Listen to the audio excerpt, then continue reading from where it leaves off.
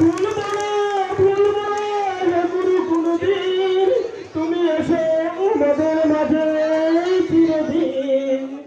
কখনো কখনো বেদনা ছাপিয়ে চির স্মরণীয় হয়ে ওঠে।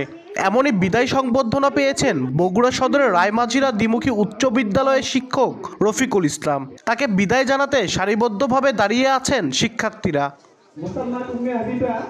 মঙ্গলবার ইংরেজি শিক্ষক রফিকুল ইসলামকে বিদায় সংবর্ধনা জানাতে বিদ্যালয় কর্তৃপক্ষ এক বর্ণাঢ্য আয়োজন করে। বিদ্যালয়ের মাঠে বিদায় সংবর্ধনা, আলোচনা সভা ও দোয়া মাহফিলের আয়োজন করা হয়।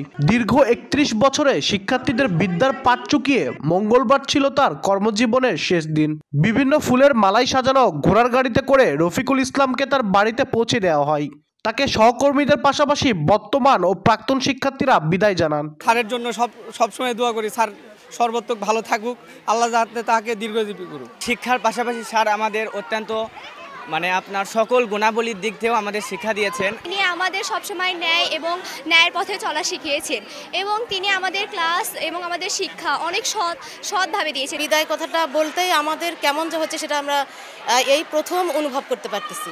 শিক্ষক হিসেবেও আমরা তাকে দেখিনি, তাকে আমরা জানি যে শ্রদ্ধেয় বড় ভাই, আমাদের শ্রদ্ধেয় বড় ভাই হিসেবে তাকে আমরা জানি। তিনি একজন সৎ ভালো মানুষ ছিলেন, ভালো শিক্ষক ছিলেন, আমাদের অভিভাবক ছিলেন।